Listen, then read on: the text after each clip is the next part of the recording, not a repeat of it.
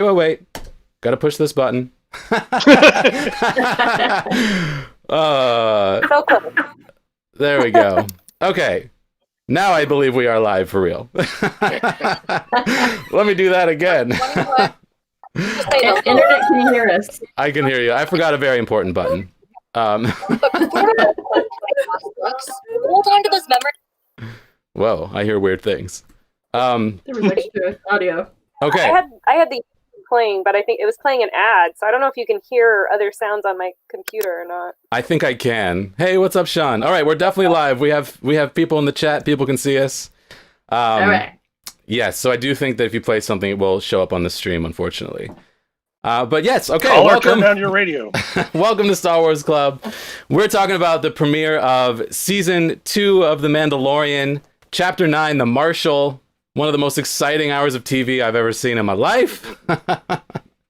So we're going to go around and introduce everybody. And I thought a fun thing to do today would be to have each of you introduce yourselves and then tell us your favorite background character in Star Wars. So I don't want to hear about any Han, Luke, Leia, or Mando, or Lando. None of them. I just want to hear about your favorite background character. None of the does. No doughboys. What's up, Matt? Welcome. Yes, Sean, you do see Star Wars people indeed. Okay, so I'm going to start. I'm Jesse Mercury. Welcome to the stream. I'm so glad that you all are here. My favorite background character in Star Wars is Lobot. Lobot is Lando's aide in The Empire Strikes Back. He's that dude that has that crazy thing. It's like Geordi's visor, but on the back of his head. And every time I watch that movie, I'm just like, I want to know this guy's story. I want to know what's going on, like what's happening in his head. I love that character. If I could watch a whole Lobot TV show, I would. So that's mine. Let's go over to B. Russell. Hey, I'm B. Russell. I have many favorites, but my absolute favorite is Asajj Ventress, who we meet in Clone Wars. I'm obsessed. I love her. So yeah, that's all I got to say. Yeah, Actually, that's not true. Read Dark Disciple, because that book is amazing and has the rest of her story that you don't get to see in Clone Wars in there. Oh, nice. I just got to the point in Clone Wars where she starts to feature more heavily, and she's pretty awesome. I'm pretty excited about it. Let's meet Jayne Smith. Hello, thanks for having me. It's my first time with the Star Wars Club, so excited to be here. I'm pretty excited about IG-11 since we're talking about the Mandalorian today. So excited. Sad that we're probably not going to get anything more unless there's backstory flashback later on, but gotta love everything that Taika Waititi touches. Absolutely. That is a very good choice. Let's go to Doug. Hello, I'm Doug. I don't. I'm gonna say the big, giant force moose from Clone Wars that's on that planet. That's some sort of humongous alien with big antlers. That's a great choice. I love that. I forget what his name is. Yeah. What is his name? I don't know. He's awesome. Yeah. I can't remember. He's like so huge. Help us out in the comments. Yeah. Oh, the Force Moose. Great answer. What's up, Amanda? Welcome. And Jenny Krantz. Bendu. I just googled giant force beast and it said Bendu. Bendu. Oh yes. Yeah, that is Bendu. Sorry. I'm gonna go with my favorite side character, Fagrin Dian, the modal nodes from the Cantina, because that iconic. They gave us the dun dun dun dun dun dun dun dun dun, which they're only in one scene, but come on, they gave us that song. So that is a fantastic choice. I had that action figure as a kid, and I was so excited about it because it was like a hard one to get. I love those guys. Yes. All right. Named Jizz Music. It is. It's literally called Jizz Music. Yeah. There's a lot of weird stuff in Star Wars canon. That's top of the list. Yeah, absolutely. All right, Sean in chat is saying, I hope we get so we're going to go into deep spoilers, obviously, for this whole stream, so you are warned. But Sean says, I hope we get the backstory this season and find out how Boba Fett got out of the Sarlacc pit. So let's just start at the very end of the episode and talk about Boba Fett, because I was so excited. I mean, the fact that this whole episode kind of revolves around Boba Fett's armor and getting to see like what happened to the armor after Boba Fett was supposedly killed in the Sarlacc pit. But then the very end of the episode, we see Temuera Morrison. I'm like, oh my god, it's Boba Fett. So I think a lot of people didn't necessarily even pick up that this was Boba Fett, but it's the actor who played Jango Fett in Attack of the Clones. And of course, all of the clones are clones of Jango Fett, including Boba Fett, which was his quote-unquote son, the one unaltered clone that he had these Kaminoans clone for him so he could have a son. And then that person grows up to look exactly like Jango Fett, and that's how we know that this has to be Boba Fett when we see him. Well, I mean, I guess that it also could mean be. That it could hypothetically be a clone. It absolutely has to be Boba Fett or one of a million other people that look exactly like him. So I guess that's a good point. Not make it Boba Fett, and I mean, I'm embarrassed to say that I did not pick up on that. I was telling them earlier, I had like the worst day when I watched this, and I was so distracted. My brain was so all over the place that I feel like I was like cheated out of this episode. I didn't pick up that was Boba Fett's armor on the Marshal. Like, I don't know if it's because he had the red underneath or like, and also because I just finished Rebels, so like I had a whole bunch of Mandalorians in my head. So I just like wasn't thinking of Boba Fett. I was like, oh, it's another like, okay. And I just like, I recognized the little like thing, but I just didn't. So the whole episode, I'm just like, this is a cool episode about the Great Dragon and all that. And then the last time I was like, ooh, new character. Who's that? Like, I feel like I've failed as a Star Wars fan. I just completely missed it. And then when I saw your comments in the Facebook chat, like, oh my God, the ending, I was like, okay, I missed something for sure. Like, I had to go and look it up. And I had to watch it again to like get the full experience. Yeah. When he turned around, my heart stopped. I was like, oh my God. It's what I wanted all episode long. I mean, just show me Temuera Morrison. That's all I want. I didn't recognize him. Like, he looked totally different to me. He did look totally different. Yeah. Well, he's, there's been some time. Living on Tatooine. Yeah.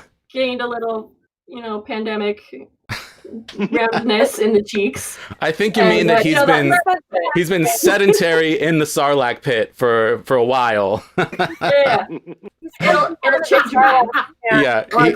They call it the Sarlacc 30, There you go. Yeah. Someone isn't digesting slowly, that's for sure. Hey, what's up, Super Hamster? Welcome. And Amanda says, my ex had a life-size Boba Fett cardboard stand-up that used to routinely startle the shit out of you. Did he like move it around the house just to scare you? B, what was your reaction when you saw Boba? Because B's the one who's seen like all the Clone Wars, all of Rebels. I think Doug has now as well. But B's like really hardcore steeped in this stuff. So what did you think? TV wise, but not book wise. Yeah.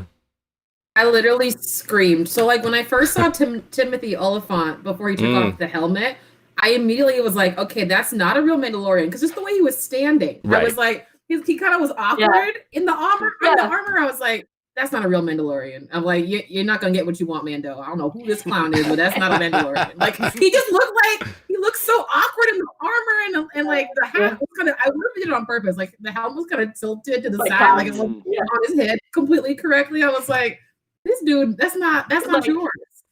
Yeah. So 3 kids in a trench coat pretending to be an adult. But at the end, I literally was like, bah! I was like, oh my God. I was like, what? And then it was over, and I was like, no. Because I was like, what is this? What is this going to be? Because there's been so many rumors about Boba Fett having his own series, like separate from The Mandalorian. So I was like, is this just like a little teaser for what they're going to plan in the future? Like, how long is Mando going to be on Tatooine? Like, is he going to come back or interact with him at all? Like, I just had all the questions. But I mean, for me, that actor's face is so memorable and so distinct. Even though he looked hefty in his bald head and his cloak and staff, I knew it was him. Because I was like, and don't you think that he was the one that took Ming-Na Wen's character? Yes. Like, there was speculation the character that approached her after she was shot. Yes. Right. It was that credit scene. Yeah. Yeah, it absolutely. The spurs or whatever. Yeah. I want to see both of them. and cause some chaos.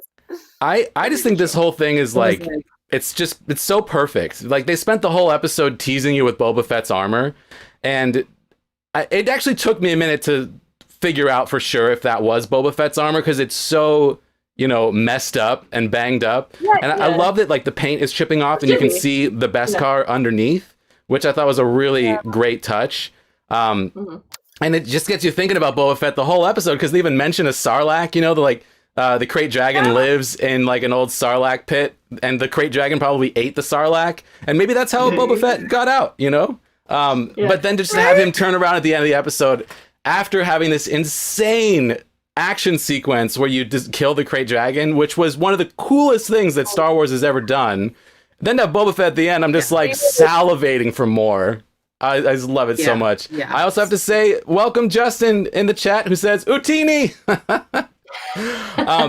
And Amanda says that her ex used to dress up that Boba Fett cardboard cutout and place him around the house in random places just to scare her. That's amazing. Yeah, and Fett lives, Super Hamster, absolutely. Yeah, does anyone else have any more like exciting reactions for Boba Fett or the armor? So I wish I had noticed. Like, I'm sad that I did not. Yeah. I think because like I couldn't see the green on it. Like I just didn't pick up on the coloring, and then because he had like the red scarf on him or something. Like I just did. The only thing I noticed was the little like camera thing. I was like, oh, Boba Fett has one of those, and I still didn't like put it together. Yeah, Jayne, what were you gonna say? Oh, well, like she was saying about the camera, like the rocket that came out of his backpack with jets, which was part of the action figure back in the day. It's like, oh, well, they wanted it to have like things that you could do with the action figure, and then they took it away so people didn't choke on it, or kids didn't choke on it, and that was like the collectible. But like none of the other Mandos have the little rocket launcher taken out of there that you can see. Yeah. So that was a nice little like, oh, they did it. Getting to see the rocket launcher in action, and then like the little helmet thing that comes down and becomes like the little aiming, whatever it's called. I love that so much, because I just never thought about that before. Like we've never seen that in action, have we? We've never seen like from the other side of that to see what it looks like. I don't think from that perspective. I don't think so. Yeah. Super Hamster in the chat says it's the first time Sand People were more than mindless raiders. I adore the treatment of the Sand People in this whole show. I love that they use sign language. I just think that's the coolest thing in the world. Like I took a couple years of sign language after college, and it's such an amazing language.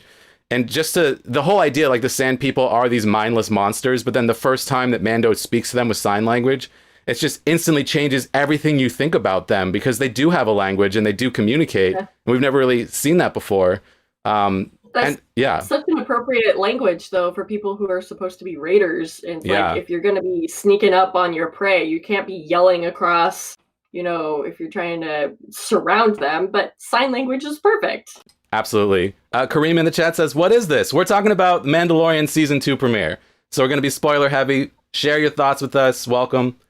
All right, well, let's go back to the beginning of the episode, because we skipped to the end. The episode opens with this awesome sequence where they go into this like crazy planet with all the graffiti of the droids on the walls, and you see that guy with the one eye. What do you guys think about the opening sequence? Oh, it was beautiful. I loved all the art. I want all the Star Wars artwork. Like, that was one of my favorite parts of the last season of Rebels. The, like, all the paintings and the murals, and then now getting to see this, like, Star Wars world street art. So cool. And the little creatures with the red eyes floating around in the dark. Cool. Yeah, it's like Jabba's back in the day. For the beginning. Yeah. And that guy with the one eye was played by John Leguizamo. At least the voice was. Oh, yeah. I know. I was like, what? When I saw his name at the end of the credits, I was like, wait. Who? The was Gore correct? The Gamorreans. I've never seen Gamorreans like so like fit and muscular. Like I remember them being a little like, I don't know, a little rounder in Jabba's palace. Their legs were way too skinny. The Gamorreans. The Gamorrean fighters. I still thought that was cool, though. Like that. that fight. Those were guards that have kind of like a pretty cheesy, easy job. The ones in this are like pit fighters. They're tough and cut and hard. Yeah. I mean, what if these are the guards from Jabba's palace, and this is what they did after Jabba left, and they had to go find work after they were hard times. They had to go find work. Yeah. Justin says Cyclops mafia boss / Gamorrean axe fighting was great. I totally agree. He also says these Gamorreans see a lot more daily action. There you go. But I would think that would build up their calf muscles, not shrink them down. They had like these like puny little human legs. Yeah, I know. It's kind of weird at first. But they had like vibro axes, which was super cool. Yeah. Justin says hashtag swole Gamorreans. That's really cool. Hashtag swole Gamorreans. If we don't get anything else from tonight, we get hashtag swole Gamorreans. Sorry, go ahead, B. Oh no, it's okay. Sorry, I thought I was trying to make sure I was listening well. Probably my favorite moment of that scene is when Baby Yoda closes the pram before anything is about to use. Yes. He's like, and he's like, yes. Oh my god! I love that so much. Yep. So good. My one complaint about this episode is that I needed more Baby Yoda. He was just like there, but there was no story beat that revolved around him. Like he never used the Force. Yeah. I was glad for that though, because really? I feel like it could be. I feel like one bad path for Mandalorian season 2 would be like, oh look, everyone loves Baby Yoda. Let's turn it into the Baby Yoda, show. Or to lean on it too hard. I think I don't know. It's good to see the episodes are. Of course, they're fantastic. They're definitely made with a lot of care and love of the source material. And it's nice that it's like, okay, it doesn't have to be the Baby Yoda show to still work. I mean, you have to have some Baby Yoda because otherwise there'd be an uprising, I believe. But I like that it was just a light sprinkling. Baby Yoda. Yeah. I was half expecting Baby Yoda to take on the Crate Dragon and just like just like take it down.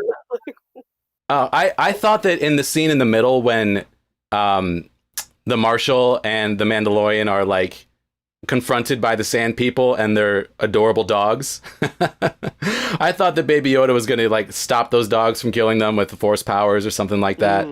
Kind of reminiscent of episode 2 when he's fighting. What is that thing he's fighting for the Jawas to get the egg?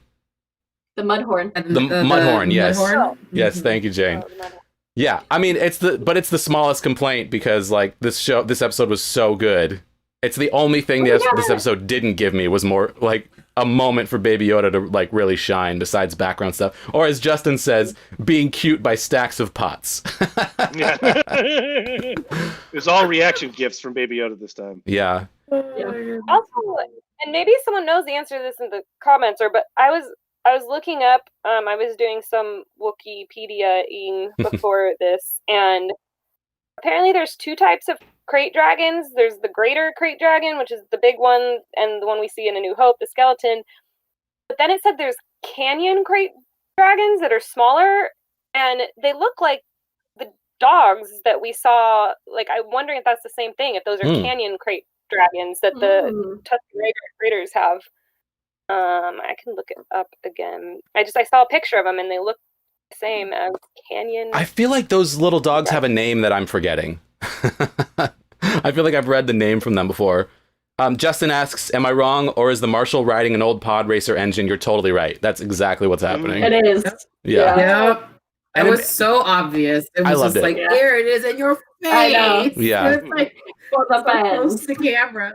Yeah, I mean, I really didn't like the prequels, but I love the way that The Mandalorian has weaved in some prequel era canon in a really great way that I love it. Like having the pit droids in there is so fun, and they've taken some of the things about the prequels that were not horrible and like reference them in ways that are really wonderful, and it kind of makes me like the prequels even more. I mean, even like watching Clone Wars with like run by Dave Filoni definitely makes me like the prequels more, because it really fleshes out all of that universe so much, and it's just making it all feel like this one cohesive Star Wars universe, whereas it was so segmented after the first 2 trilogies came out.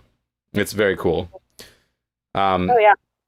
Yeah. All of this universe has softened my I don't really hate on the prequels anymore. I mean, it's also been we've exhausted the subject of what we hate on the prequels, but I've come to appreciate them a lot more, just how the universe is expanding and tying them in, for sure.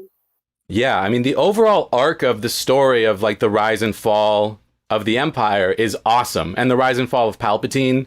And I don't care what anyone says, I loved Rise of Skywalker. I love Palpatine coming back and just kind of completing that 9-film arc.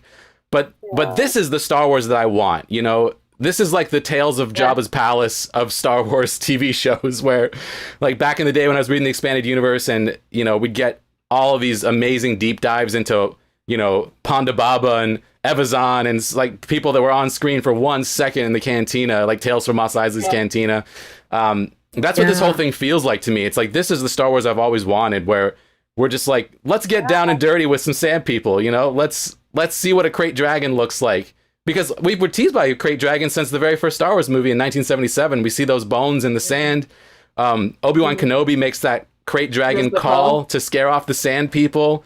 And now we're here in 2020, and the only pure joy I've felt any time recently is, you know, watching this episode for the first time. Like, it's so real though. Yeah, at the beginning of the episode when the Razor Crest is flying on screen and we get the da da da da da da. I was like, oh, I feel joy. It's been so long. Yeah, that's what happy feels like. That's true. It felt very triumphant. It almost startled me, honestly. Like when the Razor Crest flew away and it was like ba ba ba ba. I was like, oh dang, okay, yes. Yeah. You're in the episode. Thank you, Star Wars. I'm here. I'm watching. Thank you for bringing me back into the. Yes, we are here. I feel like with this, even just with this first episode, it feels like they're really owning their storytelling. Like I feel like nobody knows if something's going to be successful, even though like Dave Filoni and the whole team has all this money and, you know, everything behind them to do what they want to do. They don't know how fans are going to react, and like this franchise has been under attack for a while now. Yeah, no kidding. So like the fact that it's been so successful, that everyone loves Baby Yoda so much, I feel like there's a lot of the stakes are even higher for season 2, because at least most people I've talked to loved season 1 so much. It's like, okay, we want more. What else can you do? But I felt like with this first episode, it was a very confident episode. Like I just felt like they were like, yeah, we're going to continue just to seek out the vision that we've had from the beginning. So that's what I got. I just felt like they were very confident in their storytelling. And just even like when the Krayt Dragon was killed, like the whole scene, I was just like, fuck yeah. Like, I'm sorry, I don't know if we're allowed to swear on this or not. Yeah, go for it. What the heck? Like, they blew the fuck. I was like, okay, I'm gonna blow up some dragons in space. It was just a real Oh, yes. Flying like vomiting on everybody. I'm just like, what's right? The first episode was legit like we're starting finding vomiting dragon like acid vomit, right? Because that was the thing. Like once you got hit, that was it. Like you're disintegrated. That's all. Episode cost. This had to be like $50 million or something. Like they gotta sell a lot of Yoda toys to pay for this. Yeah, I mean, I'm sure they are. They're using this like. I have them. Yeah. I'm just supporting their special effects budget. Okay, I'm trying to keep them in business. Take our money. Yeah, that digital set that they have has completely changed the game as far as filmmaking is concerned. Like they can do this on a TV budget, and it looks better than I think absolutely Mandalorian looks a million times better than absolutely the prequels, and I'd say even some of the newer Star Wars movies. I think the Mandalorian is just gorgeous. Oh my gosh, do you think that this is like a very small scene, and I don't know why it was so like I teared up. Just the close up of the Bantha's eye and like breathing. Yeah. Is it a puppet, or I couldn't tell if that was again like CGI or if it was a combination or animatronics, but it was, you could see the like goobers in his eye. Like he was so lifelike, and like that's a panther. I've never seen one that up close before. Like it was incredible. Yeah, I was wondering about that too. I think in the original the Banthas were elephants wearing costumes, right? Mm-hmm. Yeah. But I have no idea what they're doing now. Justin says, being a video nerd, I can't help but try to spot the seam of the LED screen in certain shots. I know what you mean. I can't spot it. I watched the whole first season without knowing that it was like on a digital set. But they don't use one, right? That's not what they use. Have y'all watched the documentary, the docuseries? The gallery? He said LED screen, not green screen. Right. Oh, Yeah. And it's like a dome kind of. Yeah. So you can't see it. Yeah, they have like the whole. Yeah. Oh, see that. Yeah. I feel like it's probably indetectable because of that. Like, there's no way. Like, how can you tell? Oh, Justin says he has seen it. He says he has spotted the seam. Yeah, and I guess they do use some green screen stuff for like when they're on like a speeder bike or something. You can kind of see some green screen stuff, and they obviously use some CG animation for other things. But yeah, Unreal Engine and a surrounded LED screen. Yeah, or maybe I'm wrong. Maybe they have no green screens at all. I don't know. But if they do, it'd have to be like interior shots where they're in rooms. Yeah, I'm not sure. Anytime they're outside, it's the LED. I love this style of filmmaking so much. Like, this is so cool. Hey, Adam G's here. What's up? I'm glad you're here. Welcome, my friend. Yeah, like I never liked the whole green screen style of filmmaking that the prequels started, basically, where, you know, you film an entire movie on a green screen and then just animate everything after the fact. I always felt like it was never believable because the actors didn't know where they were, and you can see on their faces that they don't know what's around them, because unless the director is super clear about what's around them, which I feel like didn't happen with the prequels. But this, like, the actors are there on set seeing what we're seeing in the camera, and the camera's capturing everything because of these digital sets. So it's like the ideal version of creating a world where the actors can actually see it and react to it. Yeah. And it feels so much more real that way, yeah. Yeah, it really does. It's so good. Yeah. Okay, we haven't talked yet about Cobb Vance, played by, what's his name? Oliphant. Timothy Oliphant. Timothy Oliphant. Yeah, Doug, what did you think of Cobb Vance? I think you're skipping over Amy Sedaris, and that's a shame. But let's go back to Amy Sedaris. I was going to ask about that, and I forgot. I love that she was back. No, let's talk about the Oliphant in the room. Yeah.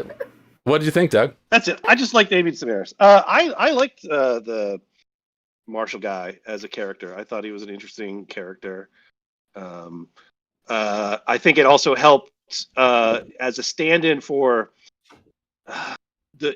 he helped show the incorrect thinking about the Sand People, as far as just like, no, we have to wipe them all out. These people have been attacking us. So like I like that counterpoint between him. Yeah, good foil. Thank you. Yeah. Between him and then Mando. And to me, the Oliphant has a natural, smarmy, cocky, easy charm, and he can play a range, I think, which is nice for a pretty boy. It's not just, look at me, I'm handsome. And I like this version of like because it's a Western story, right? Like the named the Marshal, obviously. Right. And I like this take on that. And I like that he was just like, hey, you're gonna kill me. There's no way I'm gonna win in a fight with you over this armor. But maybe you can do something else for me instead. And it was fun. I was worried at first that this was gonna feel too much like a rehash of the Mudhorn episode, where it's like, okay, he's on a desert planet and he's gonna fight the monster and then move on. But to even take the broad strokes of it and do something so different and interesting with it was wonderful. I kind of thought it was similar to the episode where we meet Cara Dune, where it's like him training a town to defend themselves and taking care of a problem for them. Yeah. Yeah. With the crate dragon instead of the AT-ST. So circling back around to Amy Sedaris, it was really nice the moment when, speaking of Easter eggs from some of the earlier stuff. When we got to see the R2 unit, the R5. R5. That was from A New Hope. Yes. I love that. Yeah. It's like, hey guys, you know what they're looking for. And check it out. And it even had like the little burned out spot where the motivator popped out. Yeah. You can see. I didn't notice that. Authentic battle damage. Uncle Owen, he's got a bad motivator. Look. Yeah. I love that. Can you move slower, please? Like, poor R5. I know. He's doing the best he can. He's old. Come on. He's literally an old busted can. He's real old at this point. He's real old now. Yeah, I mean, R2-D2 is old as shit. Like, R2-D2's been around since episode 1, and he was like... Yeah. I mean, we saw C-3PO being built, so R2 is older than 3PO. Yeah. Yeah. We got quality construction in these astromech droids. Justin says about the Marshal, there's no one more qualified to play a space sheriff, which reminds me, so Timothy Olyphant was on Deadwood, which I've never seen, but I've heard is awesome. And then the guy who played the Weequay bartender was also on Deadwood. So that was like a on-screen reunion for those two actors. And Adam said something that I totally thought as well, that you expected Mando to let the Marshal keep the armor at the end after what they'd been through, like kind of inducting him into the Mandalorians, which I thought was going to happen for sure. I'm kind of glad it didn't. I'm glad it didn't happen because that's what I was expecting, and I like when the show doesn't do what I'm expecting. But I totally thought that also. What were you gonna say, Doug? He just seemed like he was like, "I'll kill you for this armor." You know? So it didn't seem like, I almost died for it, so you can have it now. You know. Yeah. He still has to find another Mandalorian in theory. So yeah, he does. Yeah. Ugh. I mean, if this season is going to be Mando tracking down other Mandalorians and us seeing people like Sabine and Boba Fett, like, fuck, it's going to be so good. It's going to be so good. I can't wait to see what happens next. I was thinking the same thing. Especially with the graffiti in the beginning. Yeah, it reminded me of Sabine. You know, like in all her artwork. Yeah. Yeah, I thought of her when I saw the graffiti, and I thought of that, and I was like, oh my gosh, Sabine shows up in this show. I'm going to lose it. Everyone go watch Rebels. It's fantastic. Sorry, Jane, what were you going to say? Oh, I didn't want to interrupt that moment because that was the perfect time to talk about the graffiti. But long-term theory, what if the show's called The Mandalorian, but it's not talking about Din Djarin? What if it's actually talking about Baby Yoda? Because he's a foundling. And what if he doesn't like get returned to his people or whatever, but he becomes a Mandalorian? That's awesome. Would that be? Yes. He keeps the little charm thing at the end of season 1. Mando's just like, oh, you keep that. And it's like, oh, it's his beginning story of joining the Mandalorian. Would he just have like a special helmet with like little earphones? I could totally picture it. I love that. That's what I want. That's all I want is to see that happen. I love that. Yeah, Justin says R2 is still sharp as a tack, although his rocket feet don't work anymore. Yeah. Yes. How to fly. I didn't forget anything else about how to fly. Yeah. Maybe it's like cell phones, you know? Like the older the droid is, the more well built it is, the longer it is going to last or something, you know? Yeah, and like Apple starts building droids and they have like, you know, forced obsolescence every 5 years. And yes, we're getting Ahsoka, which that's going to be amazing. I'm very excited for that. And Adam says then Baby Yoda wields the Darksaber. Makes Darksaber 2.0 to wield. Oh, man. Oh, man. Yes. It's doing backflips off of walls and stuff. Yeah. Yeah. Baby you know, Yoda in season 1, there was a minute where I was like, okay, if he's taking on Baby Yoda as the foundling, does that mean that Baby Yoda is going to be a Mandalorian? But then his quest was to take him home. I'm like, okay, I guess not. But you're right. Like, what if that is the long game of the show? Like, what if they don't find him? Take him home and it doesn't work out. Yeah, he could take him home. And he says, "Hey, he might not have a home." Yeah, he's like, "This is just this is a nasty swamp. Take me back out into the universe. Like, I'd rather be a Mandalorian. Who knows?" Yeah. What if like this planet and that that comment Amy Sedaris makes, where she's like, if you can this thing ever reproduces or whatnot. Yes, I'm just imagining him like the last episode of Mandalorian. He rides back on Tatooine and hands her own Baby Yoda. Yeah, I mean, if they really wanted to do a cash grab, he would start to make Baby Yoda toys in the show and hand them out to people. You get a Baby Yoda, and you get a Baby Yoda. Yeah. Star Wars was giving out Baby Yoda. I would watch that. Yeah, I mean, I'll watch whatever they do at this point. I'm so in. I gotta say that I loved Cobb Vance. Like, I loved the Marshal. I thought his whole arc in the episode of, ready to go to blows with Mando at the beginning to keep his armor, to like kind of working together, to overcoming his hatred of the Sand People, to achieving this incredible thing at the end where they all take down this krayt dragon together.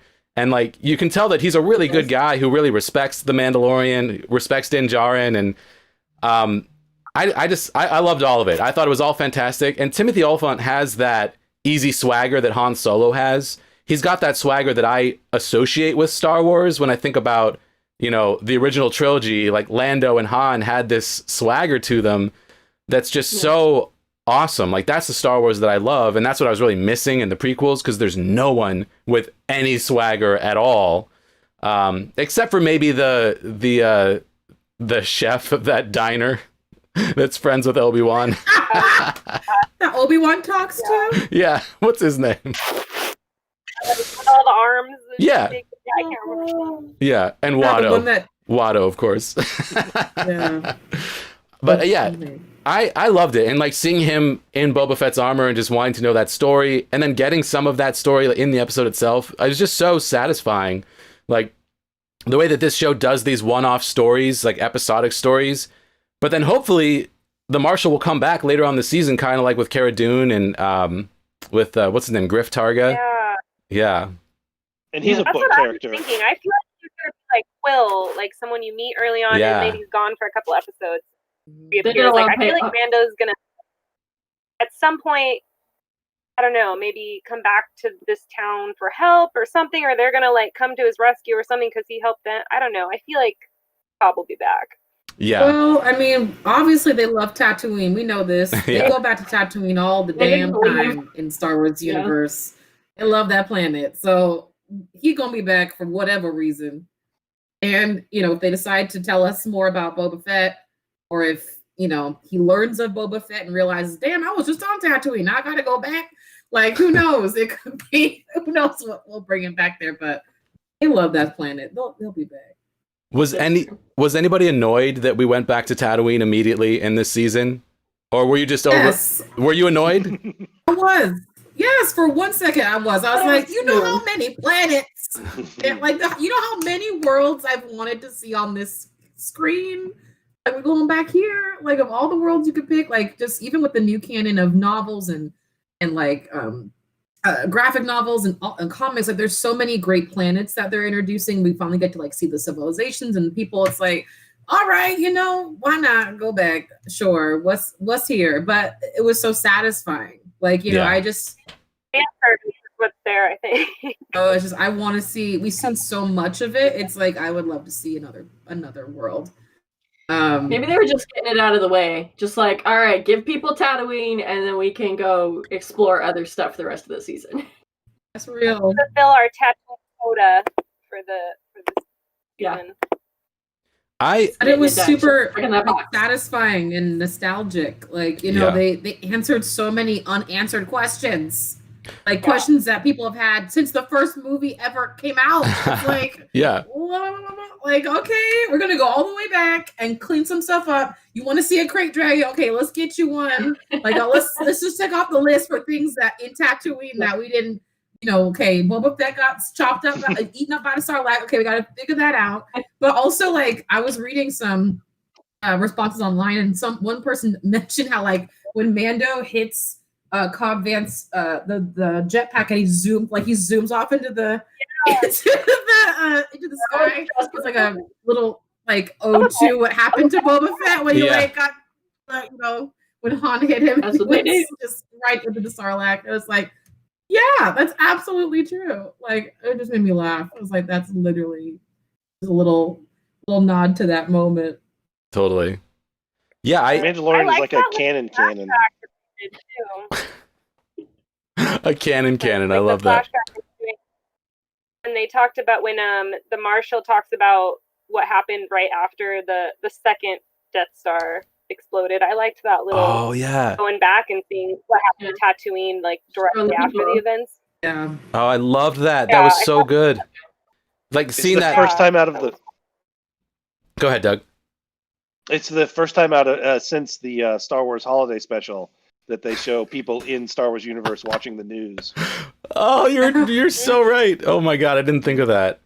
So it gives it this, because that's one of the things that I think is interesting about Star Wars is they have, it seems like, pretty easy travel between a very, very vast, disparate galaxy of different societies, but there is a large amount of interconnectedness in the sense that like this empire has ruled over a huge swath of it, but they don't really show you like people transferring information back and forth to each other. We're only following little snippets of people who are involved in the biggest parts of the story. So I always do like to see when other people have that information of stuff that has happened.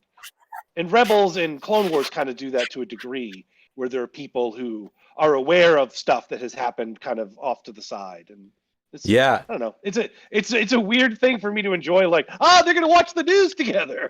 Oh, I totally. I was so excited about that. I loved that so much. And also, there's like Arabesh writing around the base of the Death Star when it explodes in that holo video, and it's actually the title crawl from Return of the Jedi.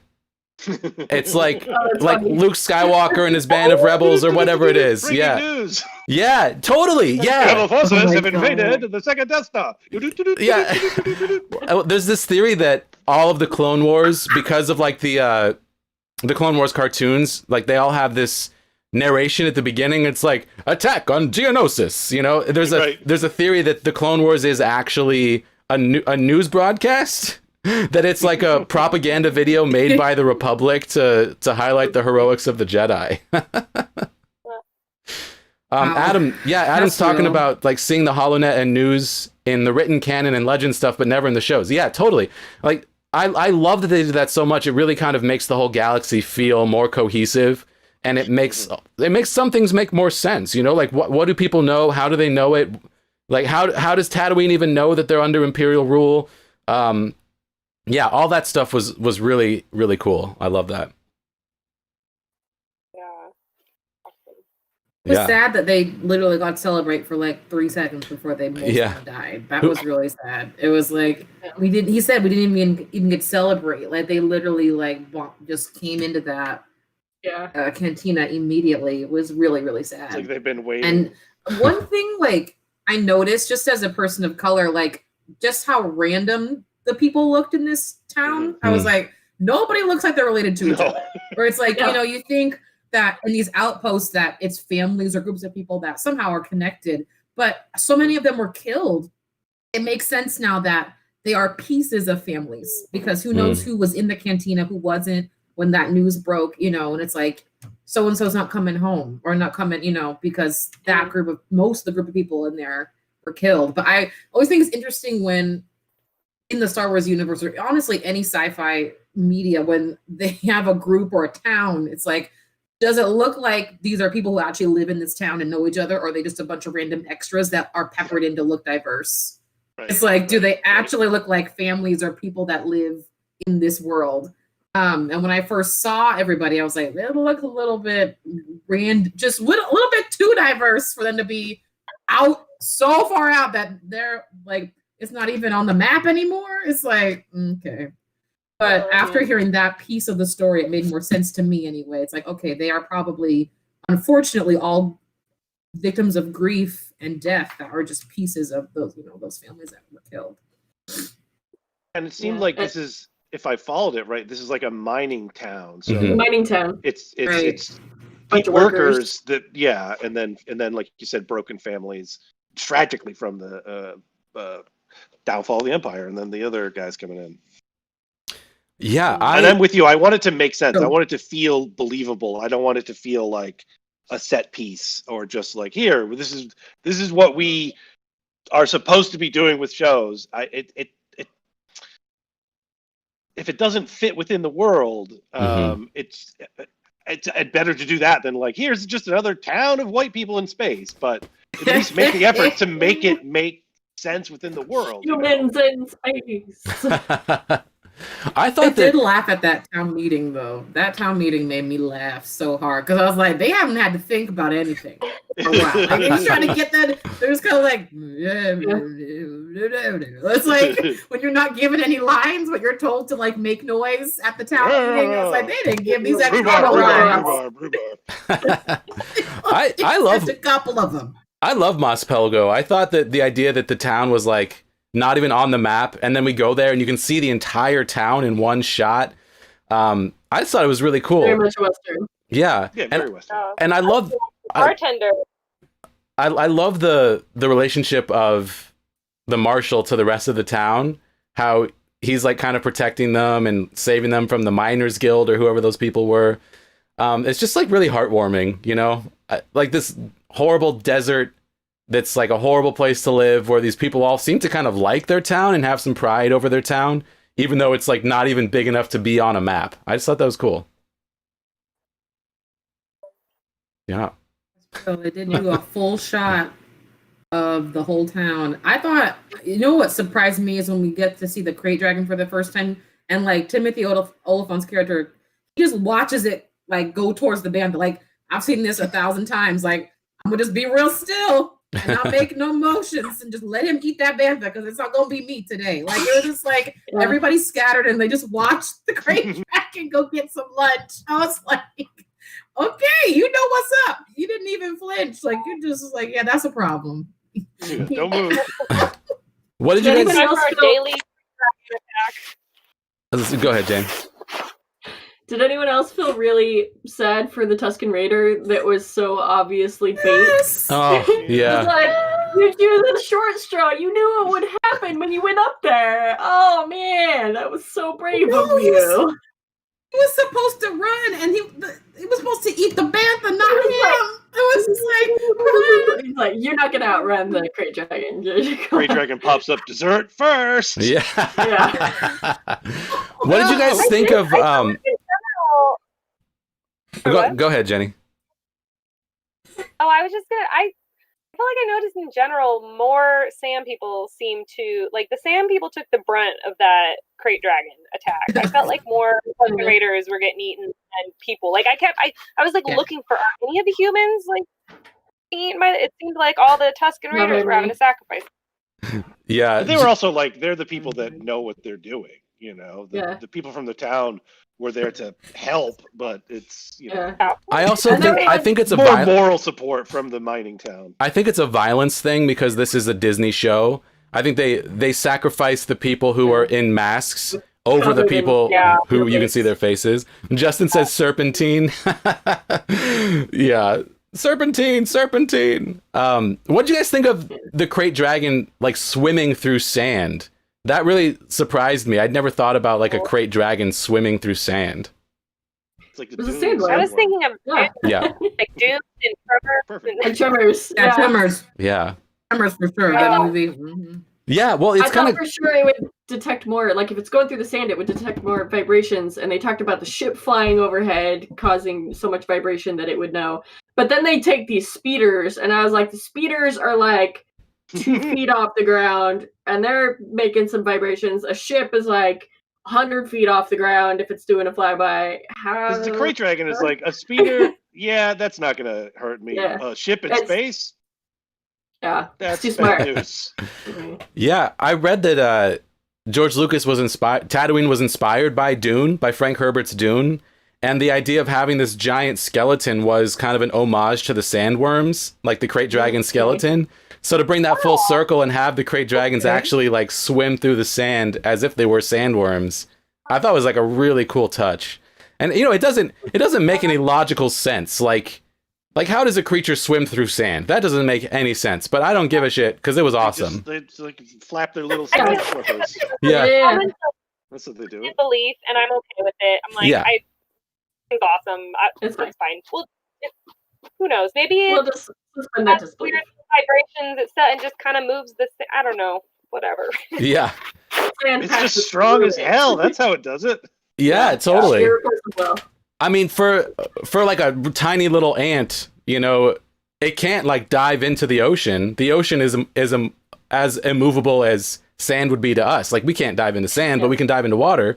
So that thing's so big that sand's no big deal. Why not? Justin reminded us about bursting through the mountaintop. That was awesome. Like when that thing like swam up the mountain and like burst through the top and just spewing down all the acid. Surprise. Yeah. And it just starts vomiting. Like it reminded me of like the final boss in a video game or something. Like an old like yeah. That's so real. Yes. Yeah. Absolutely. You beat it. No, you didn't. It's back and it's spitting ichor. Yeah, it's spitting two now. Yeah. They get the meat and the ichor. Yeah, they went to work on that thing fucking right away. Right They were away. like, let's cut this meat This now. is like, Yeah. Yeah. I mean, it's fresh meat. You gotta But get it. so much of Get it that right meat now. is under the sand. Like they can't get to most of it. But they got like It'll crate be dragon preserved in the for sand. years now. Yeah. Yeah. I They don't need to raid that town. eat a sarlacc. Like I want to see what that looks like. Absolutely. Yeah, I want to see a sarlacc so bad. I would love to see a sarlacc from below. Like I want to go in that cave and see what a sarlacc's butt looks like because It's just two tiny like it's just two legs little human under legs. there. It's like the Gamorrean's legs. It's a Gamorrean legs, yeah. Adam says it's kind of like that YouTube video where they pump air into a hot tub full of sand and it becomes fluid like liquid. I have not seen that, but that's interesting. So maybe there's some science behind this. Yeah. Somebody could make up some science that will make it sort of work. I mean, that's what people do with sci-fi. Yeah, totally. I love that they found a pearl in the crate dragon, that big ass pearl. Yeah. There's I did not remember this, but there's something about crate dragon pearls in some of the expanded universe novels that I read as a kid. I don't remember what it was, but I saw someone talking about it. Yeah, I saw that because I went to Wikipedia looking up something from this episode. Oh, Mando's armor at the beginning, where it's like, I think that's, Boba Fett's armor. And so I just wanted to see a picture because in this one he had like the digital display thing kind of flipping through, red letters and numbers or whatever.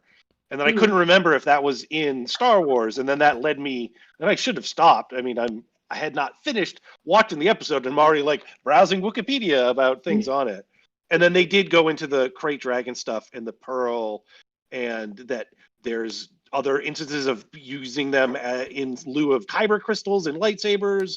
The crate dragon pearls, and that Han Solo bet a crate dragon pearl, or that was in the pot when he won the Millennium Falcon. That was like another reference from like books. And I love that. They were a very rare resource in some of the video games. Star Wars Galaxies a lot, and he said that was like a priceless thing that you could use to craft. You had a crate dragon pearl. Nice. Yeah, they were very excited when they found that giant one.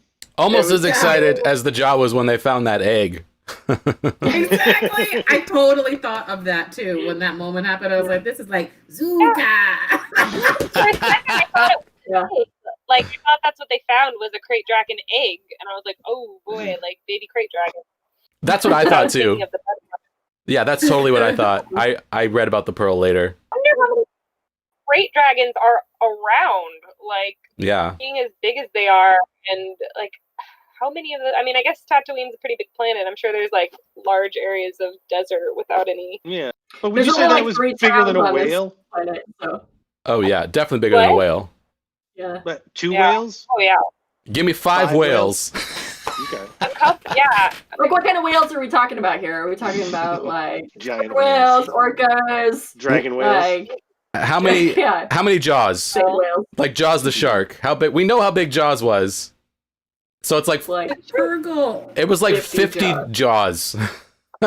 It's like the ton of mega great shark. dragons on Tatooine because there doesn't seem like there's any oceans, right? It's just all desert. So sand dunes. that's a lot of space. Sean, can you This is saying 5 meters. They grow continuously throughout their lives to an average length of almost 5 meters and weigh 2,000 kilograms. Whales, Jaws, or great dragons? Dragons. Okay. So that's like 1.5 whales, 1 whale. I don't know. Sorry, Jennie, your audio's cutting in and out just a little bit. Oh, sorry. Can you hear me now? I can indeed. Sean, can you retype that question? Because there's a typo in there and I'm not sure what you meant. And Justin says Star Wars has been getting to be more and more about valuable orbs since Phantom Menace. Really good. They should just change it to Orb Wars. It's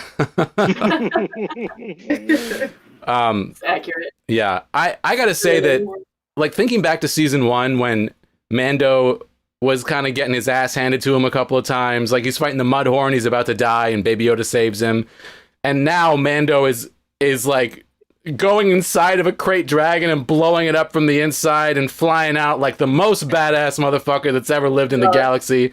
I feel like he's really coming into his own as like a warrior, and the more he experiences these insane battles, like the end of season 1 where he's flying around fighting the TIE fighter from the outside, it's like I just love the physical growth of the character, where like he's capable of so much more now, and it just makes me so excited. Yeah, he's leveled up totally.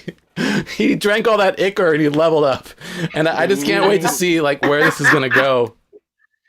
Okay, Sean says, "What is?" Oh, okay. We have questions for everyone. What is your favorite Sith and why? Maul is my favorite because of double saber and martial arts. Thank you, Adam. Okay, favorite Sith. Well, who is your favorite Sith?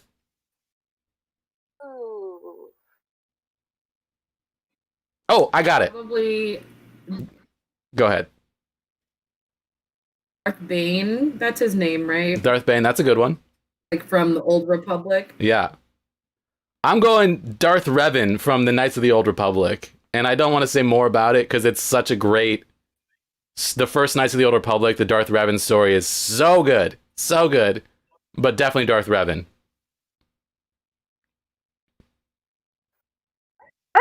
I don't even know. You know, I gotta say, most of my... Like, I haven't gotten as into Old Republic, sort of the old lore. Like, most of the Star Wars that I watch, like, I like the Rebels period and forward, which, you know, besides, obviously, the obvious ones, I can't think of one. Well, you can feel free to claim an obvious one, because literally there's only 2 at any given time, so there's not that many. There's not that many. I mean, you could just pick one Sith, and they are all the rest of the Sith, so that you can just cheat and say anyone. I can't even remember if they're technically Sith, but I love the was it the Inquisitors in Rebels? Really cool. Very cool. And yeah, they're basically Sith in all but name. It's like it's like if a Jedi Master didn't allow any Jedi Knights to go by the title of Jedi. But they are Jedi, you know, like the Inquisitors are basically the Jedi Knights of the Sith, but they're not allowed to call themselves Sith because the rule of 2. Or like the palace guards that wear like the white for the Jedi, the temple guards. They might as well be Jedi, but they're probably not technically Jedi. Yeah. Or like that giant moose in the desert. Bendu. Bendu. Force moose. Force moose. He's really great, though. Like, every time he's on screen, I'm like, that guy's fucking huge, and I love him. Mm-hmm. He's got such a great arc in that show, too. He's so fierce in the last season, too. Oh, I am not there yet. I'm still halfway through season 3. Yeah. So good. Is he what, Jennie? Is he in the Clone Wars, too? That guy? I don't think so. I haven't seen him yet. They find him in Rebels. When they go to their spider planet base. Okay, Adam says Bane is his favorite. That Legends book trilogy was so good. What's the name of that trilogy? And then the Inquisitors are weak against trained Jedi like Ahsoka or Maul. Justin says, I thought the Inquisitors flying with their lightsabers was a little ridiculous. Yeah, there was I had that thought for a moment, but I was like, I like Darth Maul's here. I don't give a shit. This is so fun. I don't care. You know, do whatever. This is so good. It's lightsaber plus some minimal force powers that are making them fly. I love the episodes that they were in. Like that. There's the episode they were on, like a that creepy, like haunted, like a medical ship or an insane asylum ship or something. There's some episode of Rebels. I think it was an abandoned ship. Yeah, they were going to get supplies, and that's where they tracked them to. Which is really cool. Yeah. Sean says, kind of surprised no one said Palpatine, the best duelist of all the Sith. I felt like too obvious. Yeah, we didn't get Palpatine or Dooku or Yeah. That's it. That's it. That's two. I still have trouble, like I'm coming around to the prequels, but I just kind of I don't know. I'm still not at the point where I can say any of my favorite characters are in the prequels. I'm just not that big a fan of that. Besides, have you ever heard the story of Darth Plagueis? Yes, Darth Plagueis the Wise, of course. Yes, that was he defeated death. Adam says the Bane trilogy. First book is called Path of Destruction. That was on Firefly? What was on Firefly? Jayne and I talked about every episode of Firefly on the Space Nerds podcast. And also, I put a link in the description.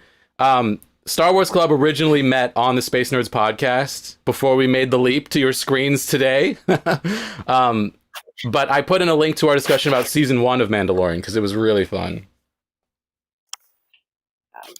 Yes. Okay, do we have any more thoughts about episode 1? Oh shit, what's up, Cal Clips? Good to see you too. Yeah, I started a second channel for my gaming streams. I moved my gaming stuff over there, and now I'm just doing sci-fi stuff over here. But good to see you. This is like when you're at a grocery store, and then the person you're with runs into someone from their work that you don't know. Yeah, sorry. It's so unfair. No, it's just very funny. Yeah, I'm always excited to see everyone in chat. It's good. Yeah. So, okay, where do we think we're going next? Because my big question is the next episode... Tatooine! Is the next episode Boba Fett trying to get his armor from Din Djarin? Is that where we're going? You don't think so? No. He gave up on it. Maybe later. He would have gotten it by now. He gave up on it. Yeah. I don't even know how much they're going to use of him in this season. Like, do you think that's it? We might see him in like season 3 or something. It could be you think so? I feel like we're getting like more. One more episode. I feel like we're getting more. I feel like we're getting the backstory. I think we're going into Sarlacc butt and seeing what happened, how he got saved. I think it's happening. I'm holding out hope. He can just follow Mandalorian though, Mando. He doesn't have to they don't have to stick around on Tatooine forever.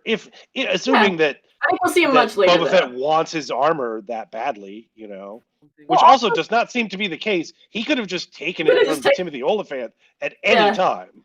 Yeah, exactly. Well, do we think that Boba Fett is going to be like I'm wondering if Boba Fett is going to tie in with Moff Gideon, or I assume they're going to go back to the Darksaber and where they left off on season 1, and I wonder how these things are going to intertwine with Boba Fett, or if they're going to be separate stories. Justin just said #Sarlacc colonoscopy. Oh yeah, sorry, the commands aren't on. That's my fault. But Adam, thank you for the link. I'm not going to worry about commands today because we're already almost there. Next time. Yeah, I'm really holding out for more Boba Fett. I would be surprised if I really want the next episode to be Boba Fett tracking the Mandalorian. Or maybe he tracks him throughout the season. I don't know. I mean, there's so much story there. Like, why is Boba Fett out of the Sarlacc but still on Tatooine? It seems weird he's still there. Yeah. Like, if it was me, I would leave that planet completely and just be like, I'm done. There's Sarlaccs here. I'm out. Yeah. Well, I mean, we don't know what that experience was like. Like, that could have been traumatic for him. He might not be going anywhere for a while. He looked pretty comfortable in the garb he was wearing with that Moses staff. He's like, I'm not going anywhere. But recovery time, however long he was in there being slowly digested. Who knows how long it takes once he gets out to. Now he just wanders the earth and gets in adventures. I would watch that. an old dude on Tatooine somewhere in robes just hanging out in the hills. Like, Obi-Wan's not doing that anymore, so now it's Boba Fett's turn. Yeah. Assuming that role. Well, here's a question that I've never thought of that now I want to know the answer to incredibly badly, but what happened to Boba Fett's ship, the Slave One? Like, Boba Fett's ship is one of the most iconic ships in all of Star Wars. Torn apart by Jawas and sold in Yeah, parts. maybe. Yeah, I was going to say, Jawas would snatch that up so quick. Yeah, I mean, I want this They do a good so job bad. of keeping the desert clean. I want this so bad. All I want is for Boba Fett to find his ship and to be chasing Din Djarin in his ship. Like, that would be incredible. Although they got to rename it. It's a horrible name for a ship. The Slave One, I've always hated that. It's like my favorite. It's my favorite looking ship, but it's like the worst name. It looks like a giant iron. Exactly. It totally does. It's an iron with wings, and I want to fly in it. Don't they just make a top hat and a racing car? Oh my gosh. Oh, okay. Adam's saying maybe Boba wants Mando's fancy new armor because it's not clear whether Boba's armor was Durasteel like in Legends or Beskar. I think that this episode is implying that Boba's armor is made of Beskar because we see the Marshal take a hit from a blaster, and the only armor we know of that can take a hit like that is Beskar. So that's my guess. Make armor out of crate dragon scales, honestly, or plastic like the stormtroopers. Yeah, because and I think that's what they're trying to say with like the paint flaking off of it, and you see the silver underneath, like the Beskar. I think that they're trying to say that it's Beskar, and also like why is Mandalorian armor so valuable? It's because it's the best armor in the galaxy. You know, it's like the only armor that can take a blaster shot that we know of. So. I'd like to think that they're implying that it's Beskar. I would agree with that. At the abandoned Jabba's palace. What if Boba Fett lives at the abandoned Jabba's palace? Like, he's just hanging out in the Rancor pit because it makes him feel comfortable because it's like being back in the Sarlacc pit because he's traumatized. Yeah. Man, trauma. He just goes and hangs out in the Rancor pit. He has to live in a pit, otherwise he feels too exposed. I'm really hoping, like, I think, Jenny, you mentioned this, that we're going to see more Mandalorians. Like, they mentioned, like, at the very beginning, the boss, is it Gore Corral? Is that his name? I can't remember. That sounds right. He mentioned how, like, usually Justin, he doesn't see them unless they go hunting for them. You know, in their underground, like he mentioned that people are aware that Mandalorians are hiding in their groups. Like, you know, we don't get Beskar, and you know, Beskar value continues to rise. Like, there was a little Easter egg, in my opinion, to how Mandalorians are hiding all over the galaxy and kind of sticking in groups. So I'm very curious to see what other Mandalorians we meet and what other covens or groups of Mandalorians we meet, and if they're going to be any that we've known from previous other canon, because like in Clone Wars especially, there's several episodes about Mandalore and the Queen of Mandalore and like just the fall, and it's super sad like how their civilization and really their way of life was just torn to pieces, and they were just super vulnerable from the Clone Wars, and after that it divided amongst themselves, and now you have all these different sects of Mandalorians. So I would be interested diaspora. To see. Yeah, for real. Because we don't know why something's happened to the planet of some kind, right? There hasn't been a story in Clone Wars or Rebels that addresses that. But basically, there's something, right? Because otherwise, you could just go back to Mandalore. They talk about it in Rebels a little bit. They basically they took Empire, of course, took control of Mandalore and used it for resources, I feel like the planet itself, because it was occupied by the Empire, and then they also employed certain members of different Mandalorian sects to rule over it that were siding, which we see in Rebels. But I feel like the planet, and then the Night of 1,000 Tears, like that's really when everything, I think, ends for their culture and their civilization, and we haven't really seen that yet. But it is mentioned, the Night of 1,000 Tears. Like, it's bad. Yeah, and we know that there's other sects of Mandalorians that don't wear their helmets all the time, But I wonder if Din Djarin knows that, because he seems shocked when Cobb Vance takes his helmet off, and that's like a signal that he's not a real Mandalorian. But, you know, like Sabine Wren is a real Mandalorian and takes her helmet off. And they go into that a little bit, that there's like these different sects of Mandalorians in the cartoons. So, but I got to thinking about, like, if Din Djarin is found by this coven that we see in the first season, maybe he doesn't even know about these other groups of Mandalorians because he wasn't born on Mandalore. So he might not, you know, like this is the way, that's the way of his tribe of Mandalorians. He knows. Yeah, and maybe he's not as aware of the other tribes, and it could be interesting to see where that goes. Yeah. I feel like too, though, like the idea of this is the way might be something that they adopted after the trauma of the Night of 1,000 Tears. Okay. Because I feel like yeah, whatever remaining Mandalorians there are, like the idea is that they're trying to preserve their way of life, and in honor of all that died, I think they've made a choice to not remove their helmets. I love that. That's my guess. I love that. Yeah. I feel because really you see in Rebels, you get to be on Mandalore and you get a nice idea of kind of the different houses, because Sabine is from the House of Wren, and there's certain houses that specialize in different arts, even in battle, like they do certain things. And then there are just regular citizens that have nothing to do with battling or, you know, government or anything. But I feel like after the trauma of literally, I think there are people being of genocide, really, I think those who remained, I think probably chose to never take their helmets off in honor of that. I hope you're right, because that's really, I love that. I think that's awesome. Yeah, that is still a story element that needs to be bridged, and you know that Dave Filoni is going to take care of that at some point, because he's the guy who like created all of this lore. Adam, you're totally making me want to go back and reread some Legends stuff. I love the old Legends books. Until they got bad, they were so good. Yeah. So it sounds like no one else thinks that next week is going to be all about Boba Fett. What do you guys want to see in the next episode? Do you want to just like get off Tatooine and go to another planet? Start looking for more Mandalorians? Is that what you want? Yeah.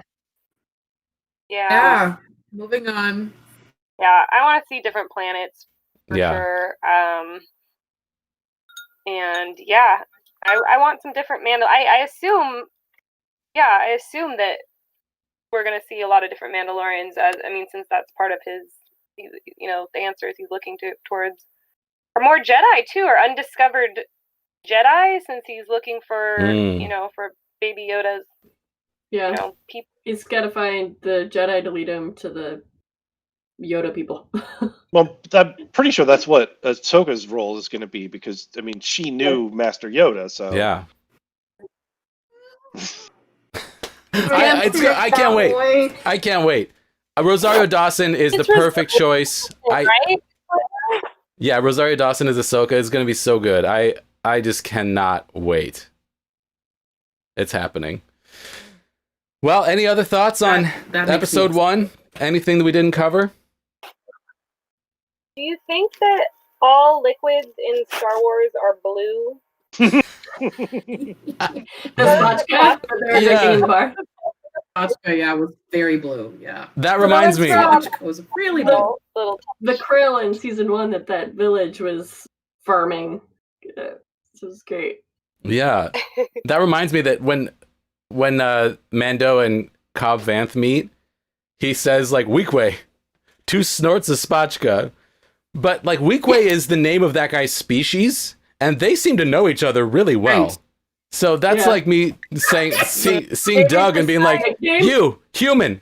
Well, give me some whiskey, we are both bitch. Humans, so that doesn't make it. I definitely could see that. I mean, it feels like a common thing in sci-fi when you have people of the various species referring to each other simply by that name, if they're the only representative of that species around. Yeah, I guess so. Even human. I think they bring the Wookiee. Yeah. Or I like that Wookiee. Right. Yeah. But I mean, Jesse makes a good point. They've been through thick and thin, and they almost died together. Like they survived that like crazy shootout at the cantina. But I'm gonna call you by your species. I'm gonna call you by your name. We don't. In the next episode, he's like, "Okay, I'm ready to try pronouncing your name again." Yeah, maybe it's really hard. Yeah. So Well, let's rate this episode. What do you think, B? What do you give it out of 10?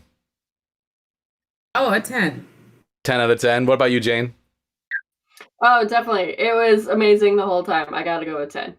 What about you, Jennie? 10. There was nothing I didn't like about it. Doug?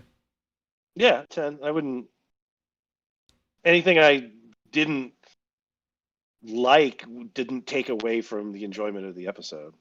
I agree. Yeah, it's a 10 for me too. I mean, watching this episode, like the first time watching this episode was the most exciting thing I've seen in so long. And that's like what Star Wars has always been to me. It's like something that you can expect that the first time you see it, it will take you somewhere you've never been and you'll experience something you could never experience.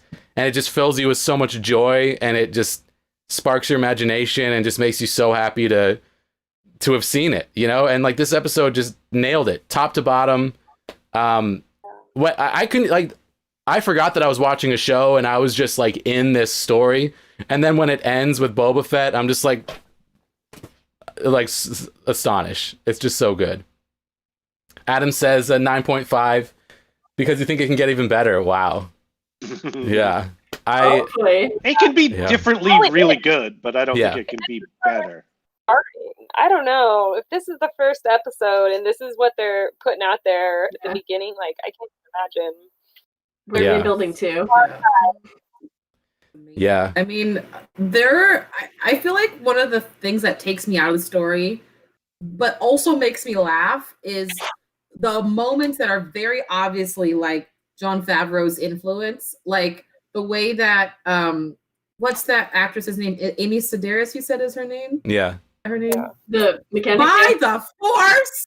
Yeah. By the Force! I was like, and that's Jon Favreau's writing. I'm like, I'm out of the story, and now I'm in an episode of Cheers. I'm like, what just happened? Like, I feel like I got pulled into Earth.